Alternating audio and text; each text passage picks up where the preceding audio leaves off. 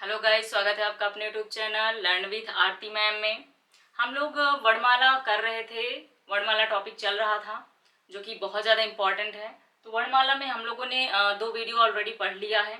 ठीक है, आज ये तीसरा और लास्ट भी है। ठीक है, आज कंप्लीट हो जाएगा आपका वर्णमाला। जिन्होंने पिछले वीडियो नहीं देखा है तो प्लेलिस्ट में आपका वीडियो पड़ा हुआ है, आप पहले उसे देख लीजिएगा। ठीक है, बहुत इंपॉर्टेंट टॉपिक है। तो आज हम लोग इसको वर्णमाला को ख़त्म करेंगे। ठीक है, आज आपका केवल जो है इसके इम्पोर्टेंट फैक्ट और कुछ और तथ्य बचे हुए हैं, तो उसको देखेंगे हम लोग। ठीक है, चैनल पे नए हैं तो चैनल को जरूर सब्सक्राइब कर लें और जितना हो सके वीडियो को शेयर करें।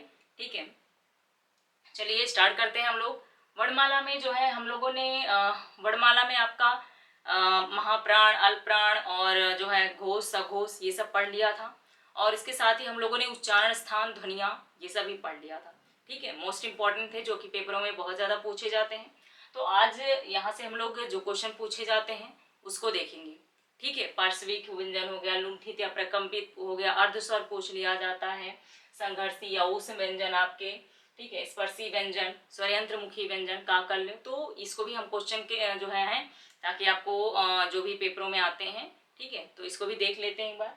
इसमें पार्श्विक व्यंजन, पार्श्विक व्यंजन कौन से होते हैं? तो पार्श्विक व्यंजन आपके ला है। ठीक है, पार्श्विक व्यंजन कौन से होते हैं? ला। लुंठित या प्रकम्पित व्यंजन रा। लुंठित या प्रकम्पित व्यंजन कौन से होते हैं? तो आपके रा होता है। ठीक है, याद रखिएगा। आगत व्यंजन, तो आगत व्यंजन में आपका जैसे क, ग, ज, फ। ठीक है, तो ये गिने जाते हैं क, ग, ज, फ। जो बिंदी नीचे रखी होती है, फारसी शब्द है ये। ठीक है, विदेशी का। तो क, ग, ज, फ ये आपके आगत व्यंजन है। अर्धस्वर कौन से होते हैं? या और वा, ये आपके अर्धस्वर हो गए। संघर्षी या उष्ण व्यंजन आपको पता है, वीडियो आपने पढ़ा होगा। तो श, श, फिर स, हा, ये आपके ऊष्म या संघर्षी व्यंजन हो गए। स्पर्शी व्यंजन इसमें कौन से आएंगे? च, छ, ज, झ, ये आपके स्पर्शी व्यंजन पूछे जाते हैं। ठीक है, स्वरयंत्र मुखी या काकल्य व्यंजन हा, केवल हा। वात्सर या मसूड़ा ज, न, र, ल, स, ये हो जाएगा। उच्छित या द्विगुण व्यंजन कौन कौन से होते हैं? ड, ढ। ठीक है, ड या ढ, जैसे लिखते हो आप ड या ढ, सड़क या पढ़ना। ठीक है, एग्जाम्पल के रूप में सड़क या पढ़ना। तो ड और ढ जो आपके आएंगे वो आपके उच्छित या द्विगुण व्यंजन में आएंगे। ठीक है, तो ये क्वेश्चन याद रखिएगा। पार्श्विक व्यंजन ला, लुंठित या प्रकम्पित व्यंजन रा, आगत व्यंजन क, ग, ज, फ, अर्धस्वर व्यंजन या और वा, उसमें संघर्षी व्यंजन श, श, श, ह, स्पर्शी व्यंजन च, छ, ज, झ, स्वरयंत्रमुखी काकल्य ह, वात्सर या मसूढ़ा जन, र, ल, स, उच्छित या द्विगुण व्यंजन आपके ड, ढ ये आएंगे। ठीक है, तो ये बहुत ज़्यादा इंपॉर्टेंट था, इसे भी याद करना। तो इसको अच्छे से याद कर लीजिएगा। ठीक है, आगे हम लोग इसमें जो है आपके जिह्वा प्रयोग के आधार पर उच्चारण स्थान, स्वरों का वर्गीकरण कैसे किया गया है। ठीक है, जिह्वा के आधार पर और मुख प्रयोग के आधार पर। ठीक है, उसको भी देख लेते हैं। वो रह गया है आपका, पहले लिखिएगा जिह्वा प्रयोग के आधार पर स्वरों का वर्गीकरण। जिह्वा प्रयोग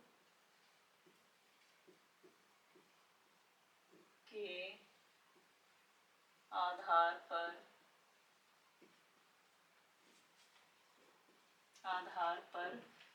स्वरों का वर्गीकरण।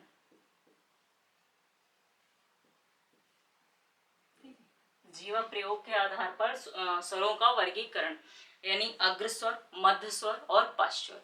ठीक है, जो आगे से शब्द निकलते हैं अग्रस्वर हो गए, जो बीच से निकलते हैं जिह्वा के वो मध्य स्वर हो गए, और पश्च स्वर कौन से? जो आपके पीछे से निकलते हैं। ठीक है, पीछे से यानी जो जीभ के आपके पीछे से होते हैं। तो जिह्वा प्रयोग के आधार पर अग्रस्वर, मध्य स्वर और पश्च स्वर 3 होते हैं। तो इन्हें भी लिख लीजिएगा। जिह्वा प्रयोग के आधार पर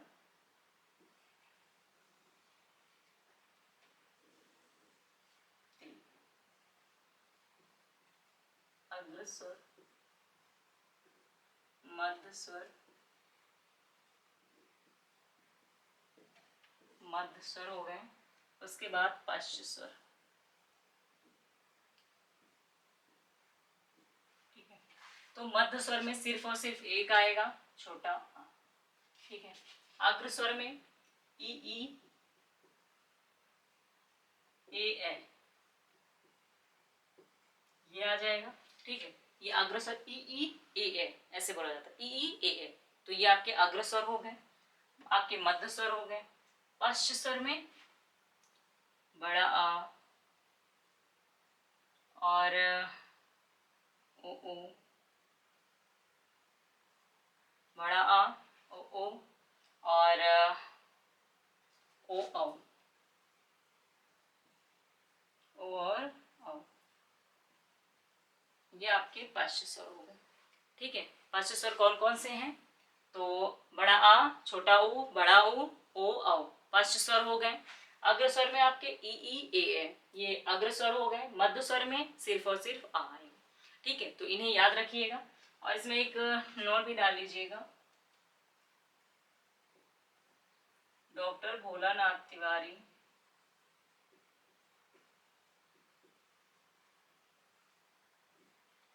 ने री को जो है स्वरों में कोई स्थान नहीं दिया था। री को स्वरों में कोई स्थान नहीं दिया।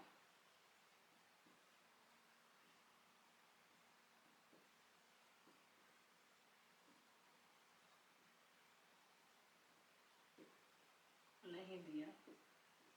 ठीक है, नहीं दिया।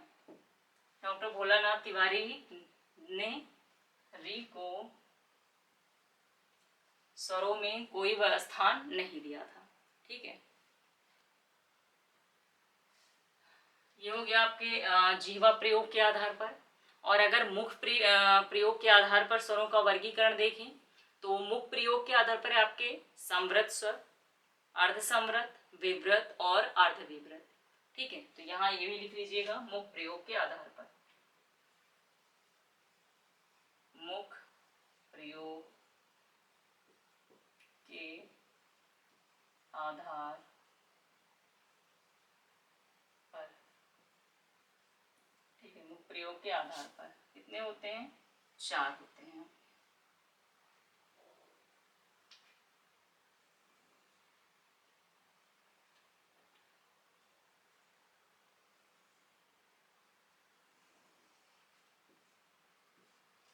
कौन कौन से 4 होते हैं? सबसे पहले समृत लिखिएगा, समृत स्वर।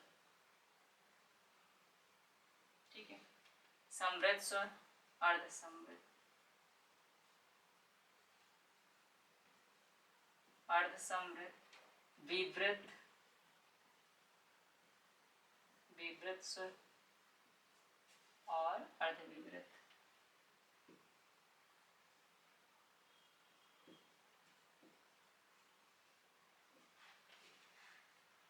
समृत, अर्धसमृत, विव्रत, अर्धविव्रत।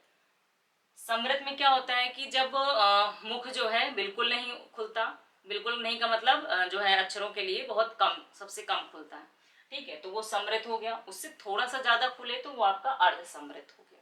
ठीक है, विव्रत में आपका मुंह पूरी तरीके से खुल जाए, जैसे आ। ठीक है, बड़ा आ बोलते हो तो पूरी तरीके से खोलते हो मुंह, तो विव्रत स्वर हो गया। अर्धविव्रत क्या होंगे? तो उससे थोड़ा सा कम खुलता है। ठीक है, विव्रत से कम खुलता है। समृत में सबसे कम खुलता है, अर्धसमृत में थोड़ा सा उससे ज्यादा, विव्रत में सबसे ज्यादा, अर्धविव्रत में विव्रत से थोड़ा सा कम खुलता है। ठीक है, तो ये मुख प्रयोग के आधार पर। तो इसमें समृत स्वर में सबसे पहले हम लोग देखेंगे, समृत स्वर में ई और ओ। ठीक है, ई ओ, ये आपके समृत स्वर हो गए। ई और ओ। अर्धसमृत स्वर में, अर्धसमृत में आपके क्या क्या आएंगे? ए और ओ, ए और ओ। ठीक है, ये आपके अर्धसमृत में आएंगे। विव्रत में क्या आएगा? बड़ा आ, ये आपके विवृत स्वर में आएंगे। अर्ध विवृत में क्या क्या आएगा? छोटा आ, ठीक है, छोटा आ हो गया, ए, ओ, तो ये हो गया आपके अर्ध विवृत। ठीक है, ये हो गया आपके अर्ध विवृत।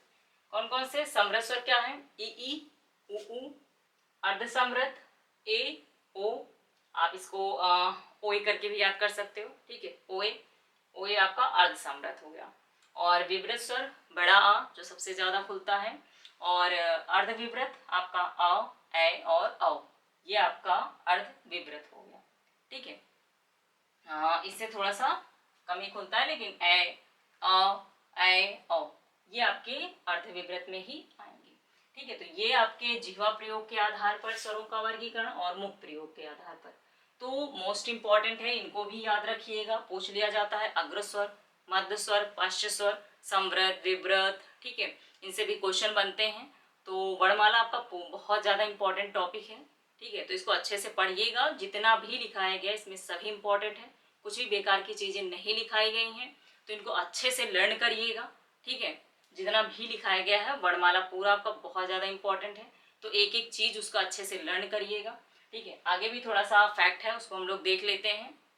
आगे इसमें हम लोग देखते हैं आपका महत्वपूर्ण तथ्य, वर्णमाला के आपके महत्वपूर्ण तथ्य।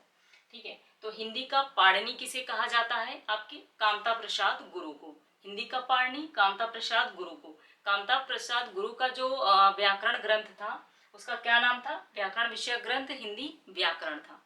ठीक है, कामता प्रसाद गुरु को जो है जो लिखा गया था ग्रंथ, वो कौन सा है? तो हिंदी व्याकरण है। इन्हें हिंदी का पाणिनि कहा जाता है। हिंदी का पाणिनि अगर पूछा जाता है कि हिंदी का पाणिनि कौन है, तो कामता प्रसाद गुरु है। दूसरा देखते हैं, तो हिंदी राजभाषा आयोग के अध्यक्ष जो बने थे आपके, वो बीजी खेर थे। हिंदी राजभाषा आयोग के अध्यक्ष बीजी खेर है। ठीक है, और हिंदी भाषा के प्रथम समर्थक कौन थे? हिंदी भाषा का जो है होना चाहिए, तो आपके प्रथम समर्थक मदन मोहन मालवीय थे। ठीक है, हिंदी भाषा के प्रथम समर्थक मदन मोहन मालवीय थे। और 12 खड़ी का सुझाव सर्वप्रथम काका कालेलकर ने दिया था, यानी जो ककारा आपका पढ़ते हो, ठीक है, काकू काकी को, तो ये आपका 12 खड़ी का सुझाव किसने दिया? काका कालेलकर ने दिया। और हिंदी विश्व भारूपीय परिवार की भाषा है। ठीक है, किस परिवार की भाषा है क्वेश्चन पूछा जाता है, तो भारूपीय परिवार की भाषा है। ठीक है, तो इसको पॉइंट्स को थोड़ा सा अंडरलाइन कर लीजिएगा, भारूपीय। ठीक है, भारूपीय परिवार की भाषा है। पूछा जाए अगर हिंदी किस परिवार की भाषा है, तो भारूपीय परिवार की भाषा है। क्वेश्चन इंपॉर्टेंट है। हिंदी का विकास अपभ्रंश भाषा यानी सौर श्रेणी अपभ्रंश से माना जाता है। अपभ्रंश भाषा सौर श्रेणी से, ठीक है, ये याद रखिएगा, अपभ्रंश भाषा और सौर श्रेणी अपभ्रंश से माना जाता है हिंदी का विकास। देवनागरी लिपि का विकास जो है वो ब्राह्मी लिपि से माना जाता है। जो हमारी लिपि है देवनागरी, उसका विकास किससे माना जाता है? ब्राह्मी लिपि से माना जाता है। और हमारे देश की जो राजकीय भाषा हिंदी तथा लिपि देवनागरी होगी। ठीक है, ऐसा कहा गया है कि हमारे देश की राजकीय भाषा जो है वो हिंदी तथा लिपि देवनागरी होगी। ठीक है, तो ये इसके महत्वपूर्ण पॉइंट थे कि जो है हिंदी का पाणिनि आपके कामता प्रसाद गुरु, 12 खड़ी का सुझाव किसने दिया? काका कालेलकर। और आपके जो है हिंदी विश्व भारूपीय परिवार की भाषा है। हमारे देश की जो राजकीय भाषा है वो आपकी हिंदी तथा लिपि देवनागरी है। तो ये कुछ पॉइंट्स हैं, इनको अच्छे से लर्न करिएगा। और संविधान की अगर बात करें कि संविधान में आपके अनुच्छेद 343 भाग 17 में दिया गया है। ठीक है, हमारी राजभाषा हिंदी के बारे में, तो लिख लीजिएगा कि अनुच्छेद 343 और भाग 17 में है। ठीक है, ये थे आपके पूरा वर्णमाला आपका कंप्लीट हो गया है आज, जो कि बहुत ज़्यादा इम्पोर्टेंट था। तो इसे अच्छे से लिखिएगा और लर्न करिएगा। ठीक है, खास करके इसके सूत्र, उच्चारण स्थान, अल्पप्राण, महाप्राण जो भी लिखवाया गया इसमें कुछ भी आपका बेकार नहीं है, जितना भी लिखवाया गया बहुत ज़्यादा इंपॉर्टेंट है। तो सबको अच्छे से लर्न करिएगा और जितना हो सके वीडियो शेयर करिए। आप लोग का सपोर्ट बहुत ज़रूरी है। ठीक है, तो जितना हो सके इसे शेयर करिए। और चैनल को अगर नए हैं तो चैनल को जरूर सब्सक्राइब कर लीजिएगा। चलिए मिलते हैं नेक्स्ट वीडियो में। Okay guys, thank you.